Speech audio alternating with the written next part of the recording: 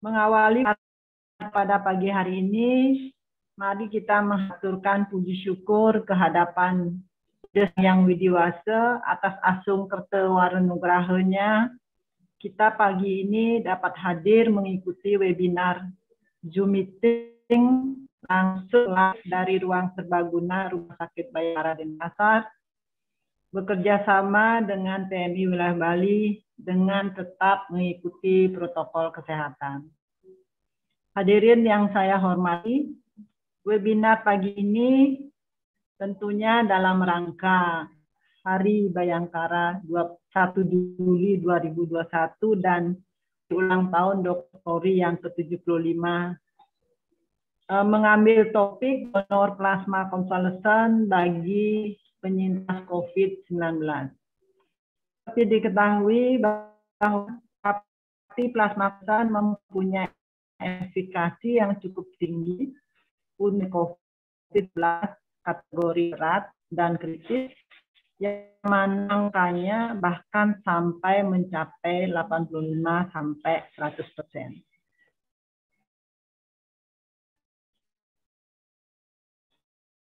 Tetapi ironis penyintas COVID-19 jadi plasma konvalesen, salah satunya karena memang ketidaktahuan atau karena kondisi tertentu.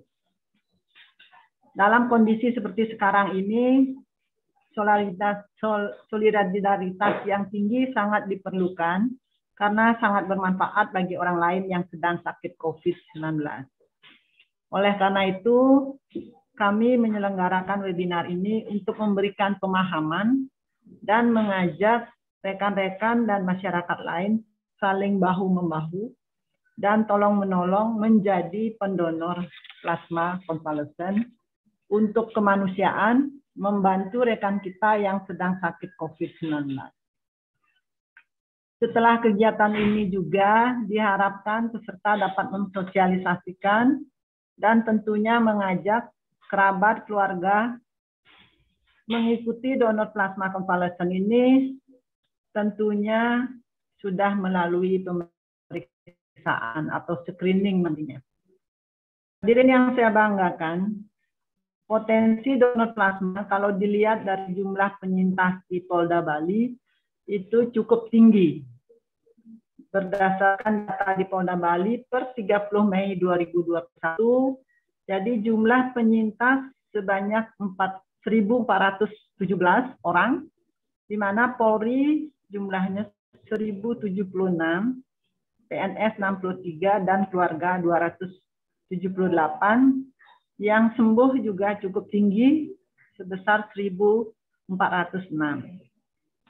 Saat ini mudah-mudahan Astungkare, jadi anggota kita yang di Polda Bali sedang dirawat atau menjalani isolasi atau karantina mandiri sebanyak 2 orang. Jadi mudah-mudahan dengan upaya-upaya protokol kesehatan, kemudian adanya vaksinasi, jadi COVID ini bisa segera menghilang dari bumi ini.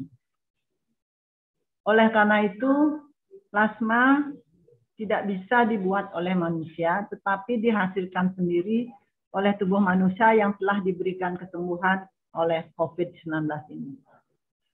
Untuk menjadi pendonor yang akan dilakukan oleh PMI, itu ada 2 tahapan, nanti mungkin secara detail dijelaskan oleh Dr. Chandra. Jadi nanti ada tahap 1, screening pada para penyintas COVID-19 yang akan kami laksanakan pada tanggal 2 Juni 2021.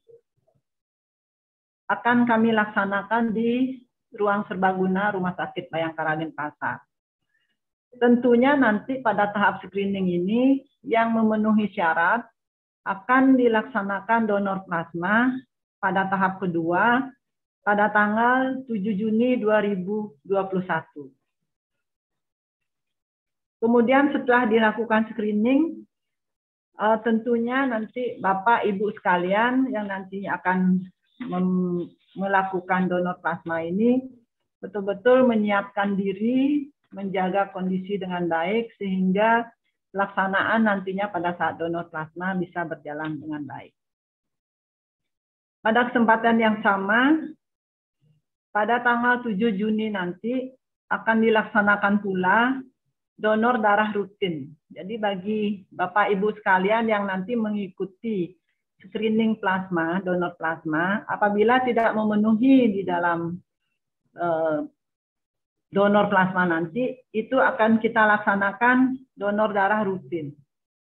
Jadi diharapkan nanti penyintas yang tidak memenuhi syarat untuk donor plasma bisa mengikuti donor darah rutin seperti biasa.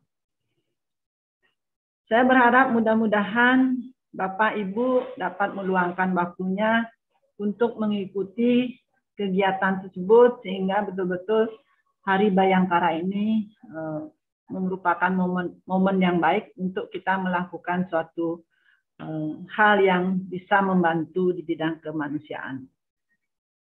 Sebelum saya tutup sambutan saya ini, tidak lupa saya mengucapkan terima kasih kepada narasumber, Dr. Chandra, kemudian panitia, dan Bapak Ibu peserta atas waktunya mengikuti kegiatan webinar ini. Saya selaku pimpinan rumah sakit, mohon maaf atas kekurangan dalam pelaksanaan webinar ini. Sekali lagi, sebelum saya tutup, saya mengajak kita yang pernah terpapar COVID-19 untuk menyumbangkan tetes darahnya untuk kemanusiaan. Semoga kita semua diberi kesehatan dan keselamatan, serta acara ini berjalan dengan lancar. Dengan selesainya sambutan saya ini, webinar resmi saya buka. Saya tutup dengan Pama Santi, Om, Santi, Santi, Santi, Om. Wassalamualaikum warahmatullahi wabarakatuh. Selamat pagi.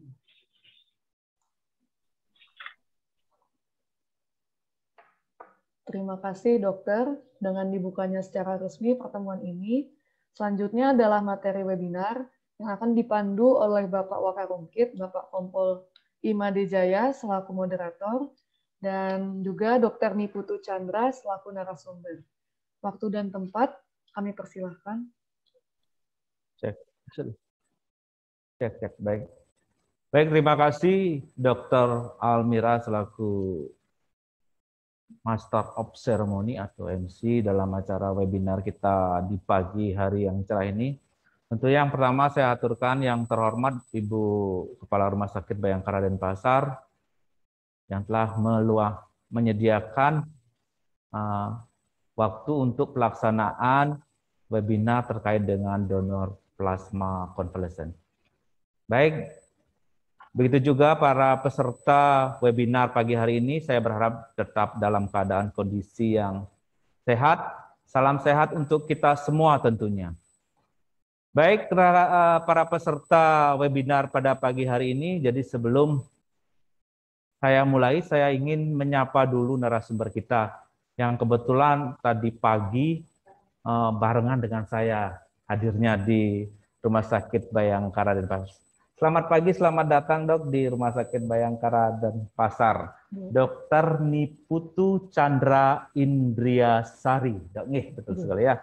Baik, para peserta webinar yang saya cintai pada pagi hari ini, jadi pagi ini kita akan membahas terkait dengan donor plasma konvalesen. Jadi mungkin yang baru mendengar kata konvalesen mungkin agak asing, tetapi kalau sudah mendengar kata donor, Dok, mungkin identik kita kenal dengan yang namanya donor darah dulu, Dok ya. Tetapi bagaimana kaitannya dengan konvalesen? Mungkin dalam situasi pandemi. Jadi itu untuk para peserta webinar yang hadir pada pagi hari ini. Jadi konvalesen itu kaitannya erat kaitannya dengan COVID ya Dok ya.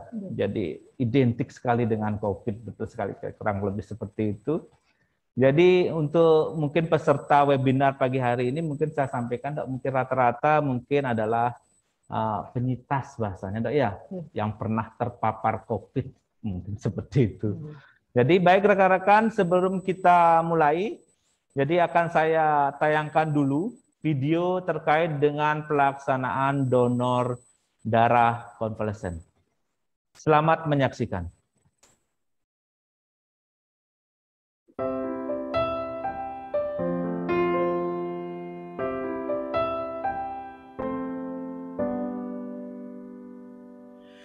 Kau berikan jiwa ragamu, kau relakan semua waktumu untuk tetap terjaga atas semua yang telah terjadi. Kau korbankan semua tanpa terhenti. Kau lupakan semua lelahmu, kau buktikan pengabdianmu untuk tetap berjuang, walau nyawa pun taruhannya. Kaulah pahlawan sesungguhnya. Tetaplah tersenyum, hadapi segala cobaan. Percayalah semua ini akan berakhir. Tuhan pastikan membalas semua yang telah kau lakukan. Doa ini selalu ada untukmu.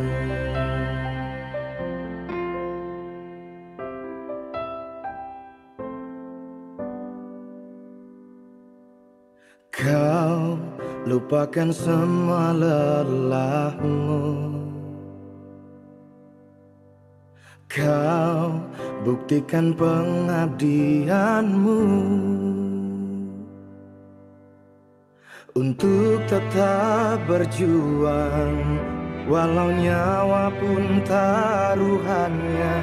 Kaulah pahlawan sesungguhnya. Tetaplah tersenyum, hadapi segala cobaan. Percayalah semua ini akan berakhir. Tuhan pastikan membalas semua yang telah kau lakukan. Doa ini selalu ada untukmu.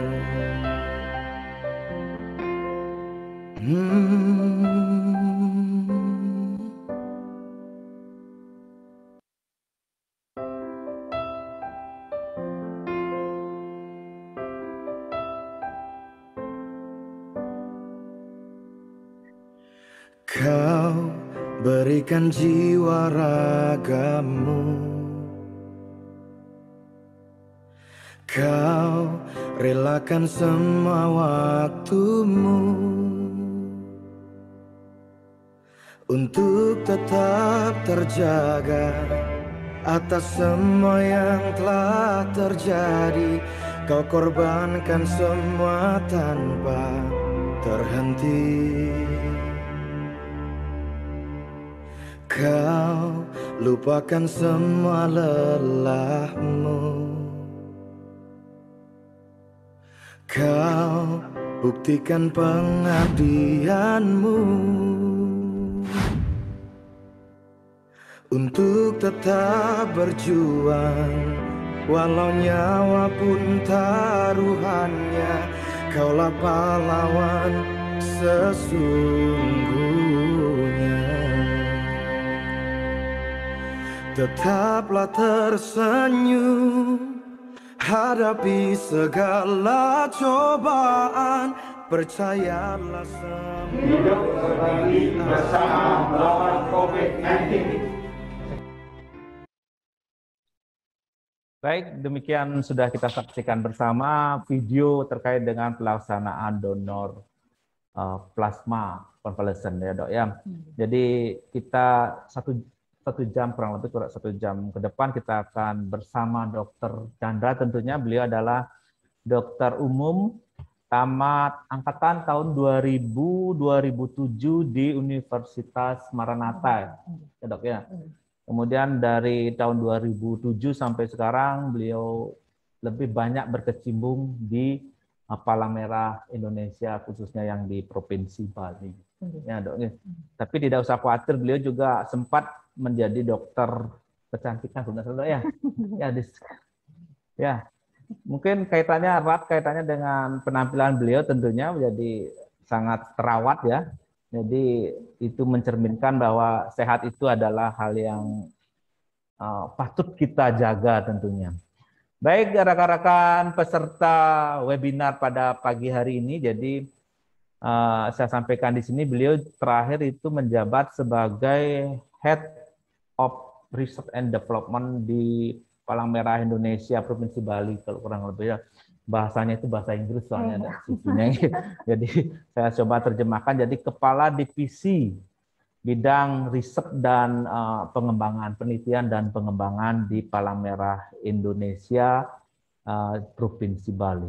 Baik, untuk mempersingkat waktu, saya persilakan nanti akan dibahas tuntas juga oleh beliau terkait nanti apa sebenarnya itu donor darah konvalesen atau donor plasma konvalesen ya. Apa sih sebenarnya, barang apa ini konvalesen? Mungkin akan dikupas oleh beliau nanti, dan siapa saja yang diperbolehkan nanti mengikuti atau menjadi donatur ya, Dok ya, dalam donor plasma konvalesen itu sendiri. Baiklah, untuk mempersingkat waktu, saya persilakan Dr. Chandra selaku narasumber untuk memaparkan materinya. Silakan, Dok. Terima kasih, selamat pagi. Sebelumnya saya ucapkan terutama kepada Ibu Kepala Rumah Sakit Bayangkara, kemudian kepada Bapak Wakil juga, selamat pagi Pak, kepada Bapak Ibu yang sudah hadir pada pagi hari ini, yang sudah bergabung dalam webinar pagi ini. Terima kasih untuk waktu yang sudah diluangkan, terima kasih untuk kesempatan yang sudah diberikan kepada kami PSI untuk bisa sedikit sharing mengenai apa itu donor plasma konvalesen. Mungkin selama ini banyak yang masih asing mendengar. Mungkin mengucapkannya saja susah mungkin ya Pak.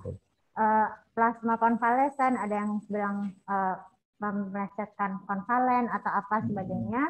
Untuk lebih singkatnya saja, lebih mudahnya, mari kita sepakati donor plasma konvalesen ini sebagai donor PK. PK gitu. Iya, donor PK atau donor TPK, terapi plasma konvalesen. Berarti disingkat itu, ya? Iya, betul Pak. Disingkat, jadi supaya lebih gampang, nggak bingung lagi, lupa. Ingatnya donor plasma saja, itu pun juga tidak apa-apa. Nah, jadi untuk nanti nggak bingung lagi, sebut saja donor PK atau donor TPK, itu sudah cukup. Nanti kita mengerti semua bahwa kesepakatannya seperti itu. Nah, untuk donor plasma konvalesen sendiri atau donor PK sendiri ini memang harus diambil atau didapatkan dari penyintas. Penyintas yang sudah pernah terkonfirmasi COVID.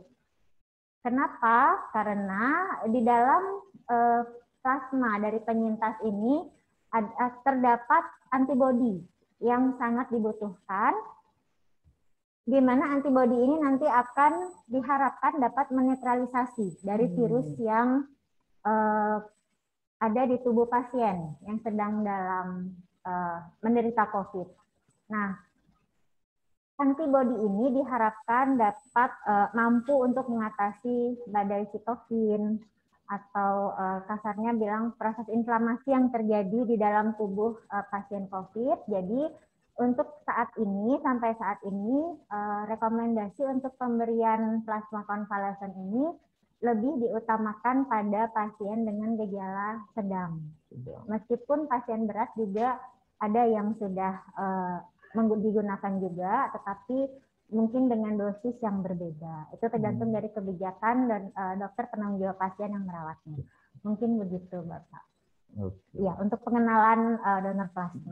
Atau mungkin seperti video yang kita lihat tadi, donor yang biasa kita kenal itu mungkin berwarna merah ya, darahnya yang disumbangkan. Karena donornya darah soalnya, iya, warnanya merah. Nah, yang sekarang ini Bapak Ibu yang akan Ibu jalankan itu adalah donor plasma. Plasma sendiri ini akan berwarna kuning. Kuning, Dok, ya? Berarti kuning jernih seharusnya. Kuning jernih. Ada juga plasma yang berwarna kuning pekat. atau kuning keruh. Kuning keruh. Iya, ada juga plasma yang berwarna putih.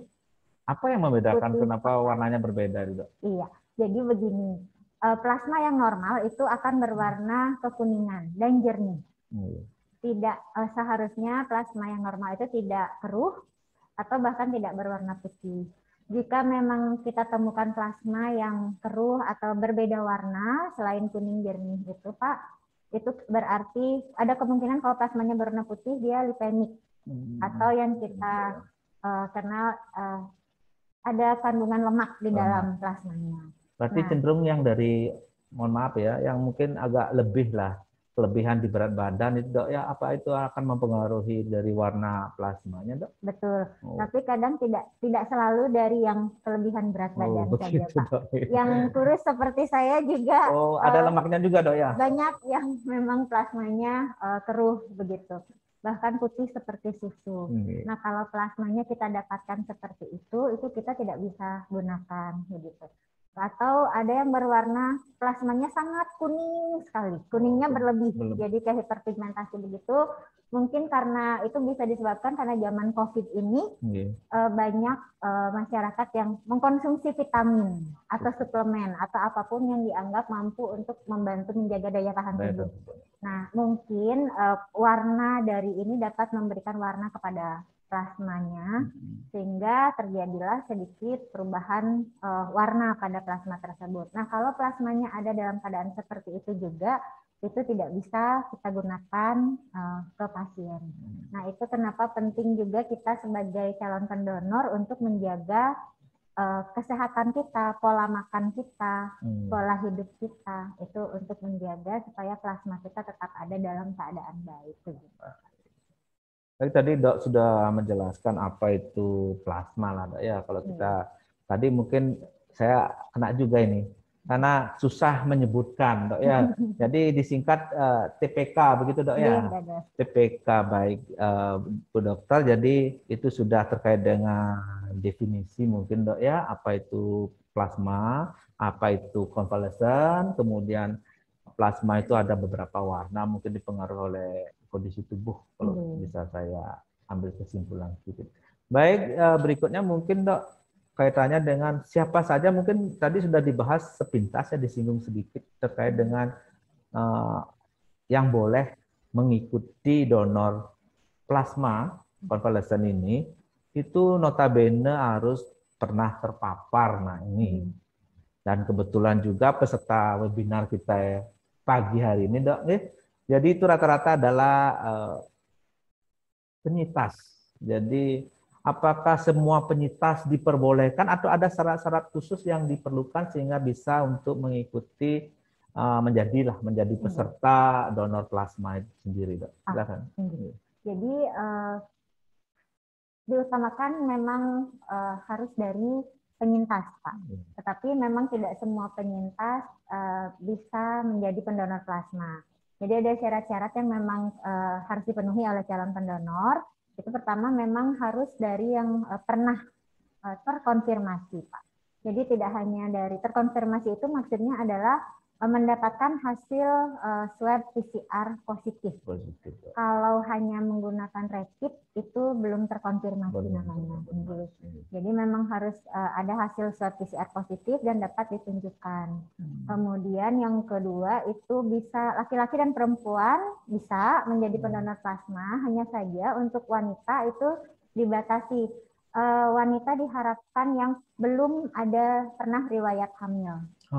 Iya. Berarti yang dituntut yang ini, Dok, ya, yang masih tanda petik nih, Dok, ya, tanda kutip perawan ting-ting begitu, Dok, ya. Jadi yang sudah pernah brojol, yang sudah pernah melahirkan, berarti tidak bisa menjadi kita peserta, Dok, tidak rekomendasikan untuk menjadi pendonor. Kenapa? Karena pada wanita yang sudah pernah hamil itu terdapat beberapa macam antibodi, ada HLA, HPA, HNA antibodi yang dapat menyebabkan resiko transfusi. Jadi menjadi menyebabkan terjadi resiko efek samping transfusi. Berarti ada efek sampingnya. Tinggi. Jadi kita harapkan memang diutamakan laki-laki dan wanita yang belum pernah hamil. Belum. Kalau sudah pernah menikah tapi belum pernah hamil, boleh. Boleh. Tapi ini mohon maaf ya dok ya. Mungkin para peserta webinar pagi hari ini yang saya cintai dan saya banggakan, tetap sehat. Jadi tidak usah khawatir rekan-rekan yang ingin mengajukan pertanyaan. Nanti silakan melalui chatting nanti atau di akhir diskusi kita saya berikan kesempatan untuk mengajukan pertanyaan secara langsung tentunya dok ya kepada narasumber kita Dr. Chandra yang lebih dikenal dengan Dr. Chandra dok. Baik, mungkin kaitannya itu saya sambung lagi sedikit dok ya dengan persyaratan bisa dibantu dari panitia untuk share lah persyaratan menjadi pendonor plasma konvalesen. Dibantu share screen. Jadi sambil menunggu mungkin dok saya sambung lagi sedikit nih tadi yang Bu Dokter sudah sampaikan terkait dengan, mohon maaf nih saya pertajam sedikit dok, supaya tidak ada pertanyaan atau ganjalan di hati. Jadi untuk yang sudah menikah tetapi belum pernah melahirkan, belum pernah hamil. Belum pernah hamil gitu dok ya, belum pernah melahirkan. Hamil Pak. Hamilnya yang ditekankan. Hamilnya yang ditekankan. Oh, bukan melahirkannya dok. Berarti sudah jelas sekali ya para peserta webinar. Jadi wanita yang sudah menikah tetapi belum pernah hamil itu bisa, nah biar saya garis bawahi di sini, bisa menjadi peserta donor darah plasma konvalesen tentunya. Ini mungkin ada syarat-syarat lain, syarat-syarat yang diperlukan sehingga para peserta webinar kita pagi hari ini lebih jelas lah. Oh bisa mempersiapkan. Oh ternyata saya tidak memenuhi syaratnya dini seperti itu. Apakah semua persyaratan yang disampaikan dari PMI dok itu harus dipenuhi semua atau misalkan ini saya penyintas kemudian salah satunya saya ya menderita paru misalkan seperti itu, penyakit paru. Sedangkan yang syarat-syarat yang lainnya saya memenuhi persyaratan, apa saya diperbolehkan atau tidak? Silakan Bu Dokter. Jadi dari semua syarat yang kita sampaikan nanti nikah harus terpenuhi semua Pak. Berarti seperti yang di ini dok ya, yang tampil sekarang ya. Jadi dari berat badan juga kita utamakan yang di atas 55. Di atas 55 kilo. Di atas 55 kilogram. Kemudian yang utamanya sekali sudah harus bebas gejala Bapak. 14 hari setelah bebas gejala itu baru boleh melakukan donor plasma. 14 hari dok. 14 hari. Tidak boleh kurang. Tidak boleh kurang. Tidak boleh kurang. Itu saya tekankan lagi ya, tidak boleh kurang Bapak dan Ibu peserta webinar ya. Minimal kata beliau 14 hari. Dok, silakan lanjut dok. Atau untuk calon donor yang mungkin tidak ada gejala, sebenarnya nanti kita tetap akan lakukan screening juga Pak. Yang menjalani isolasi itu dilewati juga 14 hari. 14 hari juga. Baik gejalanya ringan ataupun keluar dari rumah sakit itu harus melewati 14 hari masa bebas gejala atau sudah dinyatakan sembuh oleh dokter atau ada surat keterangan sembuhnya. Mungkin cara yang lain terkait dengan tekanan darah tekanan tensi tinggi lah. Mungkin banyak di antara kita ini khususnya para anggota kita ada banyak menderita hipertensi karena mungkin pola makan yang perlu diperbaiki lah dok ya. Jadi tensi yang diperbolehkan untuk mengikuti donor plasma ini kalau tensi yang diizinkan Pak Nike dari untuk sistolnya 100 sampai 160 amannya. Amannya. Kemudian kalau untuk diastolnya dari 90 sampai 100. 90 sampai dengan 100. 60 sampai 60 dok. 60 sampai 60 sampai 100. Berarti kalau misalkan 140 per 110 berarti tidak boleh dok? Belum boleh dulu. Belum boleh juga. kemudian tidak boleh ada keluhan apapun, merasa sehat. Yang penting merasa sehat dulu. Merasa sehat. Gitu. Kalau saya merasa sehat, Dok, tapi Iya. kira-kira memenuhi syarat nggak saya? Nanti kita wawancara lagi, Oh Pak. gitu. Kalau ada Di screening riwayat lagi, Dok, ya, penyakit. di screening lagi, betul.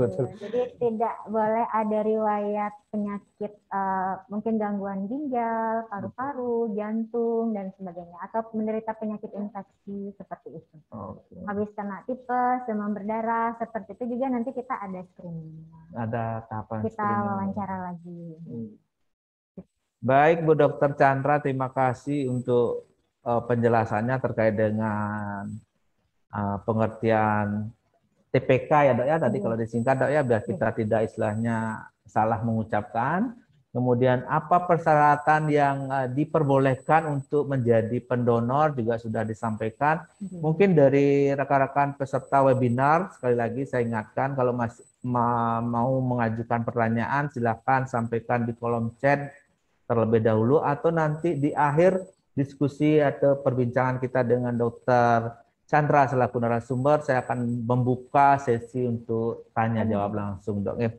Baik, Dok, kita akan lanjutkan terkait dengan materi yang mungkin perlu Bu Dokter sampaikan kembali selain persyaratan administrasi, kemudian tahapan-tahapan yang harus kita lalui pada saat kita melaksanakan donor plasma itu sendiri. Kira-kira panjang enggak, Dok? Misalkan perlu 1 sampai 2 bulan atau ya tidak singkat lah seperti itu. Silakan, Bu Dokter. Jadi untuk tahapan dari donor plasma ini memang sedikit berbeda, Bapak Ibu, dengan donor biasa. Kalau donor biasa itu dalam sehari sekali datang langsung selesai donor, screening selesai donor bisa dikerjakan dalam 1 hari. Tetapi kalau untuk donor TPK ini itu dia membutuhkan waktu kurang lebih 2 hari. Jadi hari pertama itu kita akan lakukan screening dulu, Pak, pengambilan sampel. Dan pemeriksaannya kurang lebih membutuhkan waktu 8 jam. 8 jam, Dok ya. Karena cukup banyak yang dilakukan pemeriksaannya. Ini 8 jam ini per satu pendonor apa secara keseluruhan? Secara keseluruhan. Jadi kita kumpulkan dulu sampelnya, berapa yang kita dapatkan, nanti kita bawa kembali ke UPD PMI, baru kita periksa di lab. Dan itu prosesnya sendiri membutuhkan waktu kurang lebih 8 jam. 8 jam, Dok. Kemudian setelah itu nanti yang lolos screening akan kami infokan, atau kalau dalam acara ini akan melalui panitia, nanti panitia akan menghubungi calon pendonor yang bersangkutan apakah lolos atau tidak. Nah, kalau memang mungkin saya bisa jelaskan dulu apa saja sih macam pemeriksaan screening-nya. Nah, betul sekali, Dok. Jadi supaya pesertanya juga paham. Supaya tidak istilahnya mengenal tahapan screening, nanti di screening apa kok lama seperti. Jadi dari awal kita sudah tahu informasi, nanti pada tahapan screening apa yang diperiksa, jadi lebih plong untuk melaksanakan donor plasmanya itu. Silakan, Bu Dokter. Sebetulnya untuk screening ini dia karena cukup banyak, jadi jika lolos ini artinya memang sudah benar-benar aman, Bapak, dan sehat. Jadi yang pertama itu kita nanti akan ambil 7 tabung sampel. 7 tabung sampel yang masing-masingnya sebanyak 3 mili. 3 mili, Dok ya. 7 kali 3 21 mili ya. 21 mili saja. Tidak banyak, Dok. Masih bisa. Jadi yang pertama itu kita akan lakukan pemeriksaan utamanya sekali terhadap titer antibody COVID-nya, Pak. Titer itu apa ya, Dok? Mungkin bisa dijelaskan ke peserta biar paham, Dok. Titer itu apa? Seperti barang apa titer itu mungkin seperti itu. Jadi titer itu adalah suatu barang. Suatu barang, Dok. Enggak, Pak. Jadi titer itu nanti kita akan lakukan pengenceran terhadap plasma yang kita dapatkan sampai pengenceran tertentu. Jika masih memberikan hasil reaktif, itu kita anggap memenuhi syarat. Jadi titer minimal yang akan kita terima adalah 1/80. 1/80, Dok.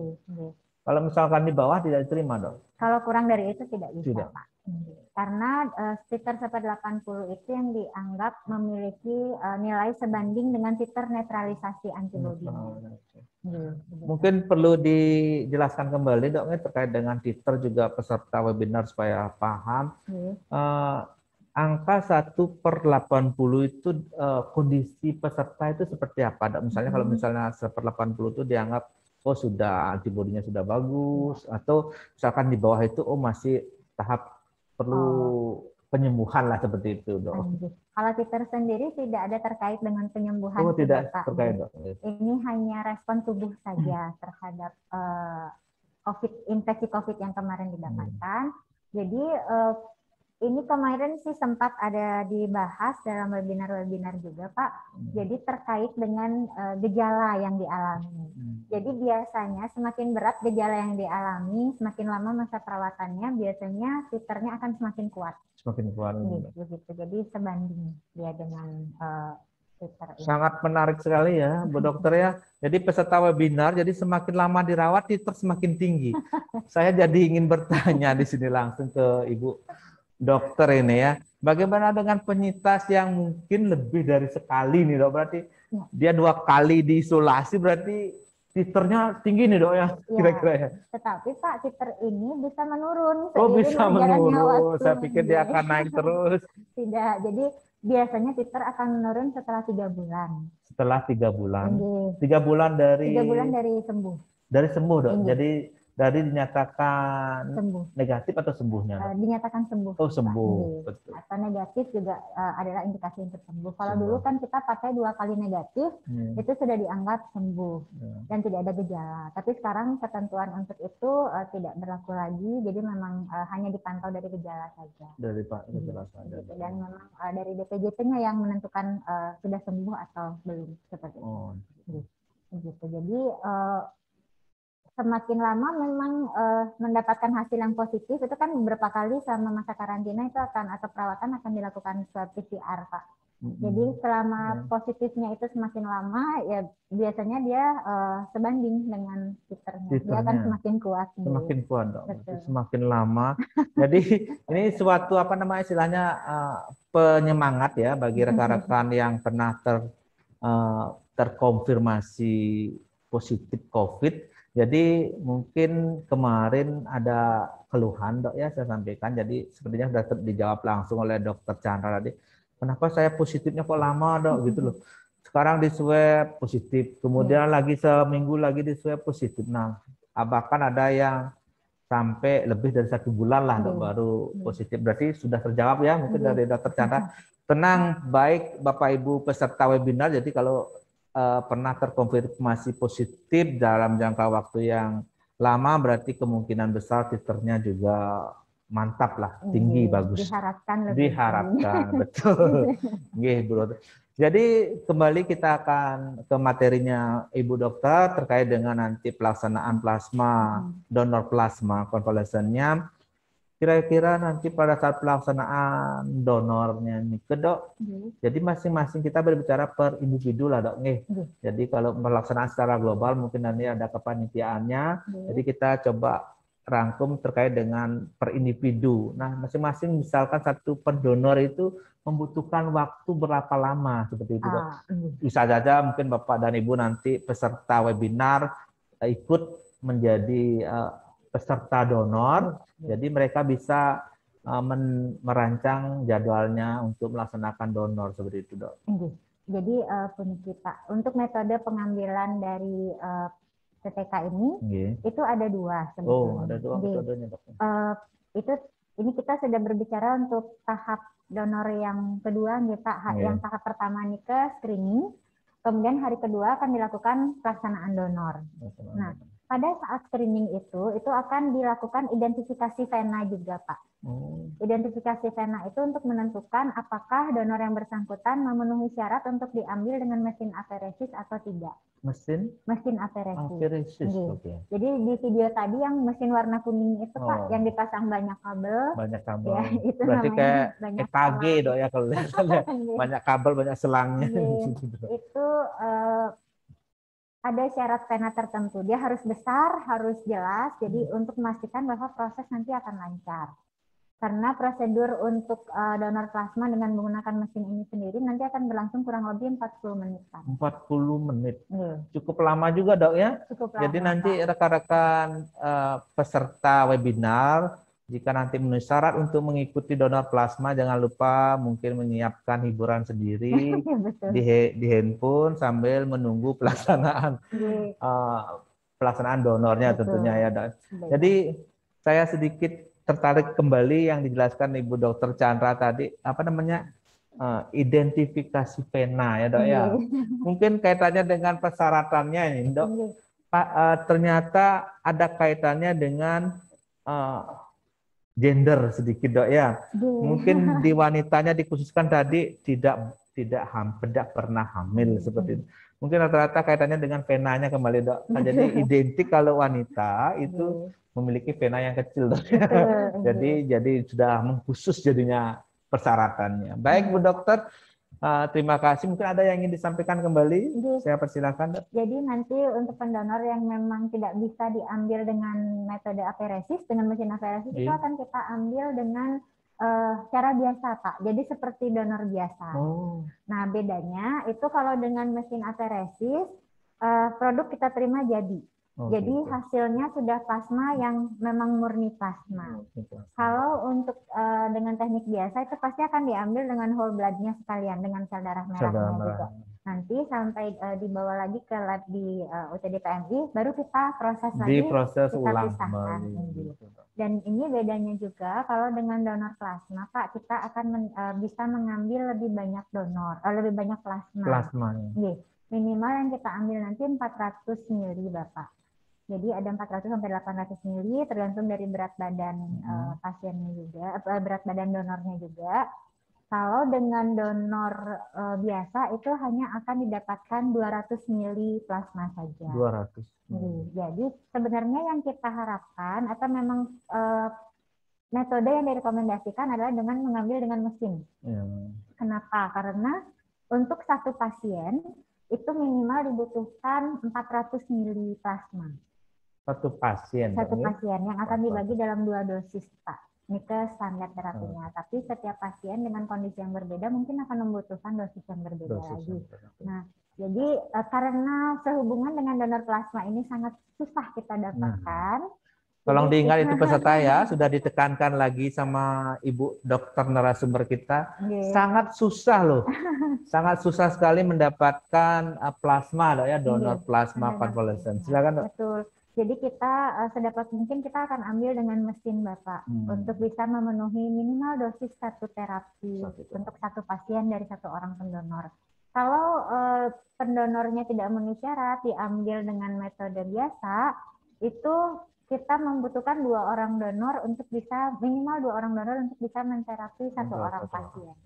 Sementara kita dapat donor yang lolosnya aja susah. Dari pengalaman kemarin-kemarin, dari total yang mengikuti itu hanya 30% yang memenuhi syarat. 30%, Dok, dari yang di screening lah, Dok ya. Betul. Luar biasa, sangat terbatas ya, karena bukan luar biasa banyak, sangat terbatas sekali, Dok. Pernah juga kita ada pengalaman itu mengambil di suatu tempat, pesertanya banyak, jumlah pesertanya cukup banyak, yang lolos cuma 1 orang. 1 orang itu lebih dahsyat lagi ya. Baik, Bapak Ibu peserta webinar itu tadi dijelaskan juga, diingatkan kembali ke kita selaku penyintas bahwa donor plasma konvalesen ini sangat langka lah, Dok ya, sangat jarang sekali. Jadi belum tentu kita ikut mendaftar sebagai peserta itu lolos sampai tahap nanti pengambilan plasma. Jadi rekan-rekan peserta webinar dan penyintas sekalian, jadi di sana menunjukkan bahwa kepedulian kita terhadap sesama melalui donor plasma ini ya, Dok ya. Mungkin sebelum diakhiri sama Bu Dokter yang ingin saya tanyakan kembali mungkin, Dok ya, kira-kira manfaatnya napi nih, Dok. Pelaksanaan donornya yang mungkin plasmanya sudah kaitannya dengan pasien, Dok ya. Mungkin ke pesertanya kira-kira napi, Dok. Silakan. Untuk manfaatnya sendiri untuk peserta, pertama pasti memang bisa menolong sesama, Bapak. Dan itu tidak bisa dinilai dengan apapun, karena yang kita berikan itu adalah hidup, penyambung hidup. Jadi ngeri, penyambung hidup ya, Bapak dan Ibu peserta webinar loh. Bukan tidak main-main bahwa plasma yang kita sumbangkan itu mampu untuk menyambung hidup pasien.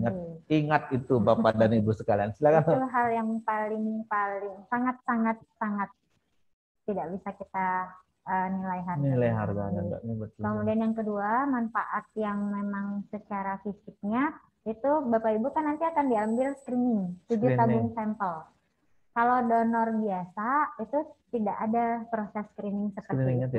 Ya. Itu akan diperiksa terhadap pertama titer antibodi COVID-nya, kedua akan mendapatkan pemeriksaan darah lengkap, itu akan diperiksa. Itu akan dikonfirmasi lagi golongan darahnya, Bapak. Kemudian ada lagi pemeriksaan IMLTD atau infeksi menular lewat transfusi darah. Ya. Itu akan diperiksa terhadap penyakit hepatitis B, hepatitis B, hepatitis C, sifilis maupun HIV. Kemudian metode tadi akan dikonfirmasi lagi dengan tingkatan yang lebih tinggi lagi, yaitu ke tingkat asam nukleat. Jadi pemeriksaan asam nukleat itu juga akan dilakukan kembali untuk memastikan bahwa darah benar-benar aman untuk bisa diberikan kepada pasien. Kemudian pemeriksaan selanjutnya itu akan mendapatkan pemeriksaan screening antibody. Screening lagi itu untuk memastikan bahwa tidak ada antibody spesifik yang dimiliki oleh pendonor yang dapat mengakibatkan reaksi transfusi yang dapat membahayakan pasien.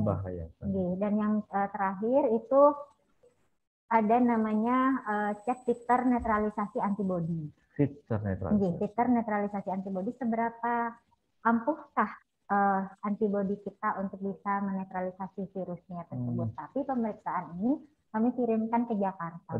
Jadi untuk hasilnya masih menyusul untuk diberikan dari Litbangkes Jakarta. Berarti tanpa hasil itu peserta sudah boleh dilaksanakan donor atau bagaimana? Untuk 6 dari yang itu sudah boleh, sudah lulus. Untuk 1 netralisasi memang hanya Litbangkes yang melakukan. Baik, terima kasih, ternyata manfaatnya cukup besar ya, dan cukup banyak tentunya. Yang paling menyentuh di hati itu mungkin terkait dengan menyambung hidup ya, Dok ya. Karena kita dengan melaksanakan donor plasma, kita bisa menyelamatkan pasien, itu intinya. Dok, mungkin sebelum kita lanjut ke sesi diskusi, mungkin ada lagi yang ingin Bu Dokter sampaikan, materi yang belum disampaikan? Mungkin banyak yang masih takut mungkin, Pak. Betul sekali. Kalau bagaimana menghilangkan rasa takutnya ini Bu Dokter, betul. Yang pertama sih mungkin modalnya kemauan dulu Bapak, keinginan untuk mau menyelamatkan sesama yang mungkin memang masih bergantung pada plasma ini. Semangat dulu untuk membantu sesama. Kemudian yang kedua, pada prosesnya itu tidak usah takut Bapak, karena kami mengerjakan tahapan dengan mesin ini sudah dari 2010. Dan sampai sekarang puji Tuhan aman, belum ada reaksi samping yang terjadi yang parah atau yang berat. Kalaupun ada reaksi samping yang terjadi, itu pun hanya kesemutan saja pada area bibir atau di lidah atau wajah, tapi itu tetap bisa kita atasi dengan baik sampai saat ini. Jadi itu pun reaksi sampingnya dengan mesin yang kita bawa ini sangat jarang. Sangat jarang, Mbak. Hampir tidak terjadi. Tetap kita perlu doa Bapak nih. Sama-sama kita berdoa. Semuanya lancar. Kemudian pada saat donor, jadi seperti yang Bapak sampaikan tadi, bisa membawa hiburan sendiri. Hiburan sendiri. Jadi selama donor nanti bebas, boleh ngobrol, boleh minum, boleh nonton, boleh dengar musik, apa saja. Karena waktunya cukup lama ya, Bu Dokter ya, 40 menit untuk Bapak dan Ibu peserta webinar sekalian. Jadi waktu pelaksanaan penyaringan lah ya, penyaringan mencari plasmanya itu membutuhkan waktu kurang lebih 40 menit. Dan selama itu pendonor tidak boleh tidur. Jangan sampai tidur bersertanya berarti. Betul, makanya hiburan sendiri. Baik Bu Dokter, jadi mungkin yang terakhir terkait dengan TPK ini. TPK ini diberikan terapi kepada siapa saja, Dok? Karena yang saya tangkap hanya baru, ini informasinya benar apa enggak, saya juga kurang, mungkin Bu Dokter bisa meluruskan.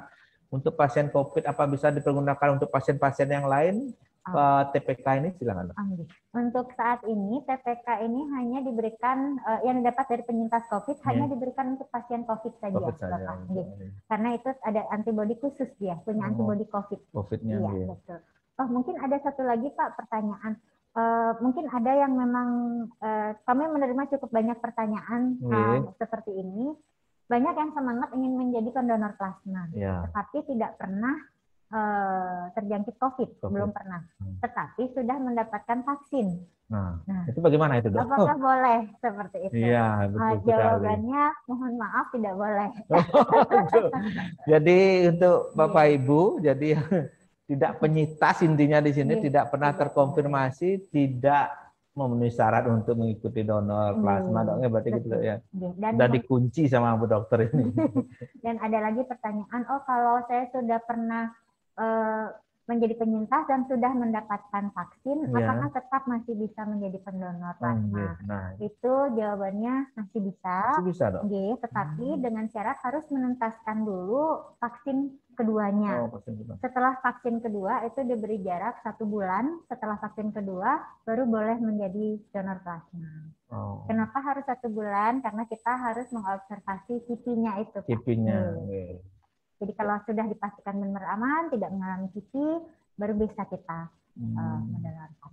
Berarti rekan-rekan yang penyintas yang sudah melaksanakan vaksin pun itu diperbolehkan untuk menjadi pendonor dengan persyaratan yang sudah dijelaskan tadi oleh Ibu Dr. Chandra tentunya ya. Baik, mungkin kita akan lanjut ke sesi diskusi saja, Dok ya. Jadi saya lirik tadi di chat itu sudah ada kurang lebih dua pertanyaan. Mungkin yang pertama dari Bapak Pande. Selamat pagi, Dok. Saya pernah diminta donor oleh penderita COVID. Kemudian saya datang ke PMI, tetapi ditolak karena waktu itu saya dikonfirmasi positif sudah lebih 3 bulan. Benar begitu, Dok? Silakan, Bu Dr. Chandra. Semua Bapak Pande, terima kasih untuk pertanyaannya, Pak. Mungkin bisa, ini juga menjadi pertanyaan untuk banyak calon donor kemarin betul yang gagal. Sekali, Dok. Jadi ya seperti yang jelaskan tadi, kenapa kita menerima diutamakan yang 3 bulan terakhir menjangkit COVID, itu karena titer antibodi setelah 3 bulan itu akan turun. Oh, turun, Dok. Jadi pada saat screening titer itu dia biasanya tidak lolos atau tidak terdeteksi dia titernya. Begitu. Itu kenapa kita kemarin mengutamakan yang lebih dari yang kurang dari 3 bulan terakhir ini, sembuh 3 bulan terakhir ini. Tetapi karena COVID ini sendiri juga masih sedang terus dalam tahap penelitian, jadi berubah-ubah terus, Pak, sesuai diupdate ilmunya. Nah, untuk sekarang itu kalau sudah lebih dari 3 bulan dan sudah mendapatkan vaksin, itu kita harapkan titer antibodinya menjadi lebih kuat lagi. Jadi bisa dicoba lagi untuk pendonor. Demikian Bapak Pande. Jadi penjelasan dari Dr. Chandra terkait dengan apa yang menjadi ganjalan Pak Pande. Mungkin kita lanjut aja, Dok ya. Ada lagi satu dari Bapak Gede Winana. Selamat pagi, Dok. Apakah boleh kami skip di poin pengisian data untuk PMI? Maksudnya saya juga kurang paham ya, Dok. Maksudnya di skip itu mungkin tidak mengisi formulir mungkin, Dok. Oh, tidak mengisi berarti, Dok ya? Dilewatkan proses screening gitu, Dok. Terima kasih dengan Bapak Gede Winana, Dok. Bapak Gede Winana, selamat pagi, Pak. Terima kasih untuk pertanyaannya. Mungkin saya jawab, untuk proses pengisian formulir, mohon maaf tidak bisa di-skip. Karena itu juga menjadi satu dengan inform konsennya. Jadi untuk keamanan darah Bapak, kondisi Bapak, itu sebagian besar kami dapatkan informasinya dari pengisian formulir tersebut. Jadi untuk calon donor semuanya juga kami harapkan untuk dapat mengisi formulir tersebut dengan sejujur-jujurnya. Waduh, ini yang sejujur-jujurnya.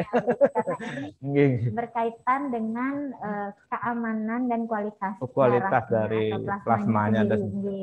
Kemudian untuk dan di sana nanti kan Bapak Ibu diminta untuk tanda tangan setuju untuk mendonorkan darah. Itu juga pernyataan persetujuan Bapak Ibu untuk bisa untuk berkenan menjadi pendonor begitu. Jadi mohon maaf ini tidak bisa di-skip meskipun memang terlihat menyebalkan. Karena terlalu banyak loh ya, mungkin terlalu banyak yang harus dijawab. Ya, untuk isian form plasma konvalesen ini malah lebih banyak dari donor darah biasa, Pak. Ada form tambahannya. Ya, gitu. Jadi Bapak dan Ibu peserta webinar sekalian nanti yang nanti terdaftar menjadi peserta TPK itu diharapkan kesabarannya dalam mengisi formulir yang disiapkan dari PMI tentunya ya Dok. Dan yang paling diingatkan kembali oleh Ibu Dokter Chandra kaitannya dengan kejujuran. Jangan pernah kita membohongi diri sendiri, begitu juga dengan orang lain. Mohon kesediaannya, mohon kejujurannya. Iya, betul. Baik Ibu Dokter Chandra, kita lanjutkan ke sesi diskusi kita. Mungkin ada yang ingin bertanya secara langsung, silakan lambaikan tangan, saya beri kesempatan.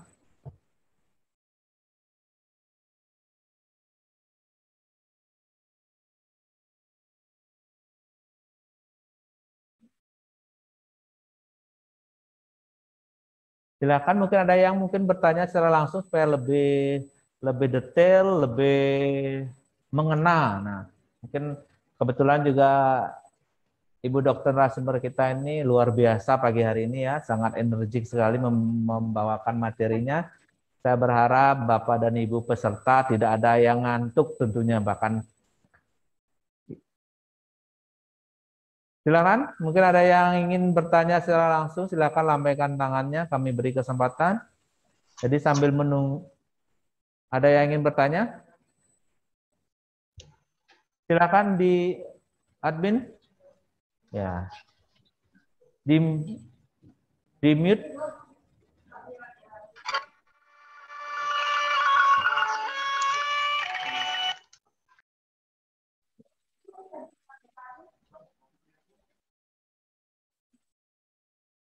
Ada yang ingin bertanya, silakan nanti jangan lupa menyebutkan nama dan kesatuannya.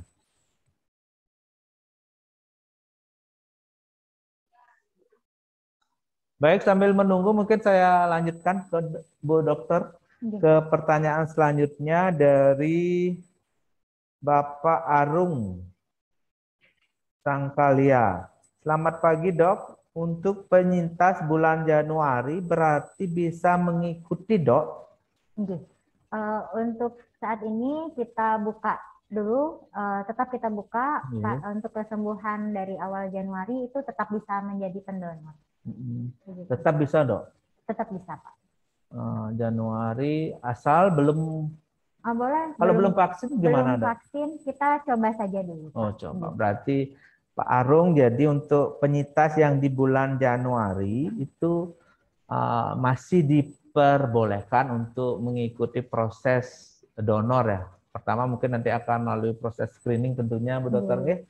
Baru setelah lolos screening baru akan dilanjutkan ke tahapan selanjutnya. Mungkin sekali lagi saya buka sesi diskusi terkait dengan Bapak dan Ibu peserta webinar yang ingin bertanya secara langsung kepada narasumber kita, saya persilakan. Bekas COVID. Sing terima. Selamat siang Bu Dokter, Pak Dokter. Selamat siang, dengan Bapak siapa dari kesatuan mana Pak? Silakan. Nama saya Gusti Ngurah Wiratera, anggota Ditpamopid Polda Bali. Silakan Pak Gusti. Tiang kena COVID akhir Desember, kemudian sempat dirawat di Rumah Sakit Bayangkara selama 14 hari. Kemudian untuk vaksinnya, vaksin pertama saya tanggal 6 bulan Mei 2021. Kemudian vaksin kedua tanggal 20 bulan Mei 2001. Seperti arahan dari Bu Dokter, setelah vaksin jaraknya 1 bulan baru bisa di plasma. Demikian, saya mohon petunjuk. Terima kasih, selamat siang. Baik, terima kasih Pak Gusti. Berarti Pak Gusti menyimak ini materi yang disampaikan oleh narasumber kita, Ibu Dr. Chandra. Silakan Bu Dokter untuk kembali dijelaskan kembali terkait apa yang ingin ditanyakan oleh Pak Gusti. Terima kasih untuk pertanyaannya. Jadi Pak, untuk jarak 1 bulan setelah vaksin kedua Nike memang masih kita berlakukan, terutama kalau vaksinnya AstraZeneca. Oh, AstraZeneca. AstraZeneca itu kita berlakukan 1 bulan untuk pemantauan kipinya. Tetapi kalau untuk vaksin, mungkin Bapak tahu merek vaksinnya. Kalau selain AstraZeneca itu 2 minggu sudah boleh, sudah bisa mendonorkan darah. Halo, mungkin Pak Gusti masih bergabung dengan kita? Masih Dok. Jadi vaksin saya itu Bio Farma. Oh, Bio Farma. Bukan AstraZeneca berarti nggih. Kalau Bio Farma bisa 2 minggu setelah vaksin kedua sudah bisa donor, Bapak. Oke. Berarti 2 minggu, berarti sekitar tanggal 4 Juni. Setelah tanggal 4 Juni mungkin saya baru bisa donor, Dok. Ya, tenang Pak Gusti. Jadi untuk pelaksanaan donornya itu, informasi dari panitia rencananya akan dilaksanakan tanggal 7. Tahapan screening akan dilaksanakan tanggal 2 Juni. Begitu. Jadi Pak Gusti kalau memenuhi syarat itu bisa lanjut untuk mengikuti donor plasma konvalesen. Ya, oke, makasih Dok atas informasinya. Selamat siang. Terima kasih Pak Gusti. Mungkin dari peserta webinar yang lain saya persilakan yang ingin mengajukan pertanyaan secara langsung kepada narasumber kita cukup melambaikan tangan, nanti operator akan meng-mute rekan-rekan yang ingin bertanya. Silakan sekali lagi.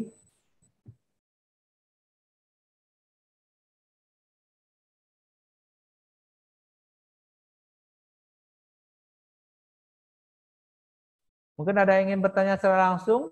Kembali saya persilakan, saya buka sesi diskusi. Baik Bu Dokter, sambil menunggu ini kembali ada di kolom chat ya. Bu Dokter mungkin cukup antusias ini pesertanya, Dok ya. Mudah-mudahan waktu kita tidak terlewatkan. Jadi dari Bapak apa Ibunya? Rius. Izin Dok, selamat pagi. Untuk donor plasma ini ada jangka waktunya enggak, Dok? Seperti donor darah biasa kan harus setelah 3 bulan setelahnya baru bisa donor. Nah, silakan. Pak Rius ya, Pak Rius. Silakan Bu Dokter. Selamat pagi Bapak Rius, terima kasih untuk pertanyaannya. Jadi mengenai jeda untuk donor plasma itu tergantung dari metode yang kita kerjakan. Kalau dengan pengambilan menggunakan mesin aferesis itu jarak dari donor pertama ke donor berikutnya 2 minggu sudah boleh donor lagi. Donor plasma lagi. Betul, karena hanya yang diambil memang hanya plasmanya saja.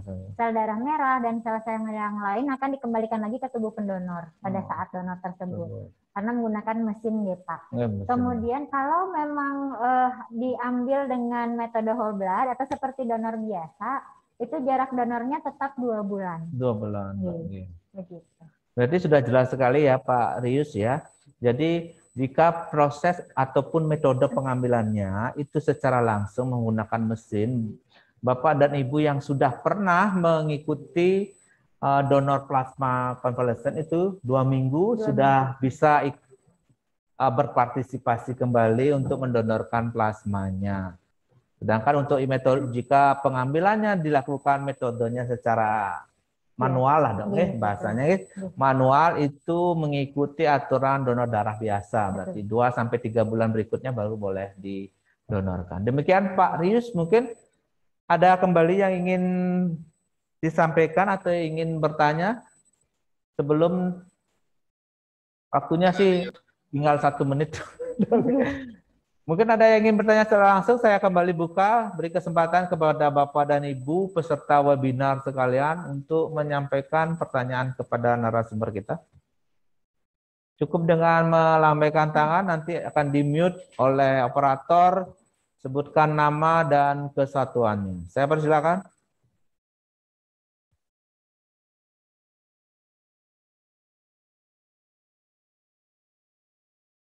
Baik Bapak dan Ibu, karena tidak ada yang ingin kembali mengajukan pertanyaan baik melalui kolom chat maupun secara langsung. Jadi sebelum kita akhiri webinar kita pagi hari ini Dok, tentunya mungkin ada yang kata kunci yang ingin Dok sampaikan kepada peserta webinar sehingga timbul rasa keinginan untuk menjadi pendonor plasma tentunya. Saya persilakan Dok. Jadi yang ingin saya sampaikan di sini adalah seperti kata-kata terakhir yang ada di video tadi, mari kita berjuang bersama melawan COVID. Masih banyak pasien-pasien yang berjuang untuk kesembuhannya, untuk hidupnya. Bapak Ibu juga mungkin pernah tahu seperti apa rasanya terkonfirmasi COVID, mengalami COVID, baik dengan gejala ringan maupun berat. Ringan saja mungkin stresnya sudah setengah mati Dok, ya betul sekali Dok. Keluarga, kerabat dan sebagainya pasti stres juga. Mari kita bantu saudara-saudara kita yang masih berjuang untuk sembuh. Mari kita bantu saudara-saudara kita yang masih berjuang itu untuk hidup. Untuk sembuh. Mari menjadi penyambung hidup. Dari kami juga dari PMI mungkin tidak banyak yang bisa kami berikan Bapak, tetapi nanti setelah donor ada sedikit refreshment yang bisa kita berikan, dan mungkin itu memang berbeda dengan refreshment donor yang biasa kita berikan, seperti itu ya, sedikit lebih.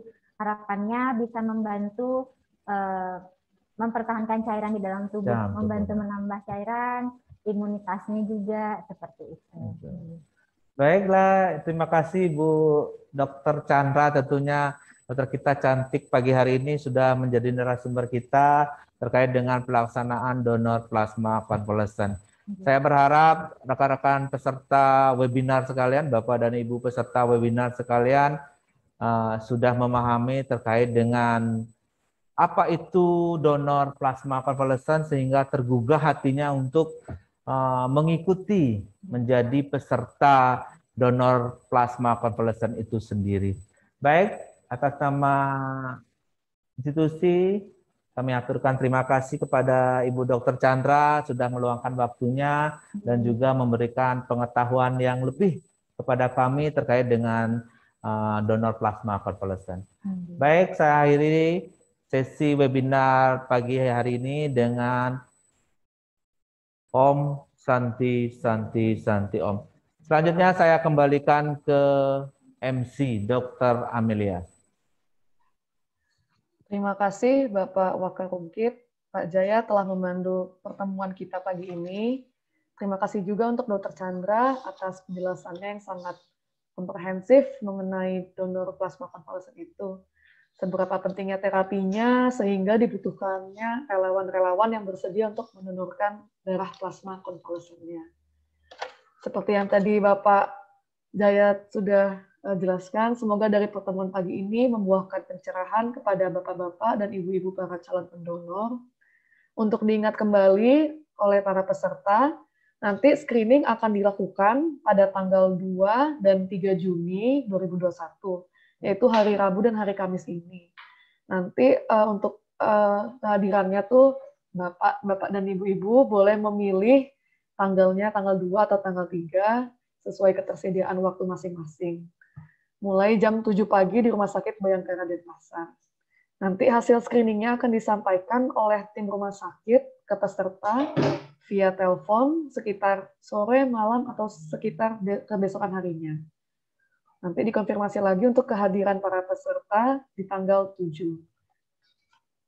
Tadi sudah disampaikan juga, jika tidak bisa hadir tanggal 7 di Rumah Sakit Bayangkara, untuk pendonornya, pendonor boleh langsung datang untuk donor darahnya di PMI.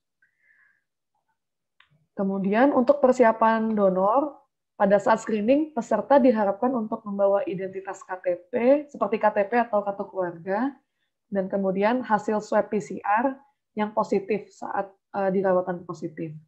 Kemudian untuk menjaga kesehatannya selama beberapa hari sebelum mendonor. Dan perlu diingat juga, jika tidak lolos screening, maka peserta tetap dapat boleh lanjut untuk donor darah reguler jika berkenan. Akhirnya sampailah kita ke penghujung pertemuan via Zoom meeting di pagi hari ini. Kami ucapkan terima kasih atas partisipasi para peserta serta ketersediaannya untuk menjadi calon donor plasma konvalesen. Atas nama seluruh panitia penyelenggara, kami mohon maaf jika ada kata-kata kami yang kurang berkenan. Saya ucapkan terima kasih. Om Santi Santi Santi Om.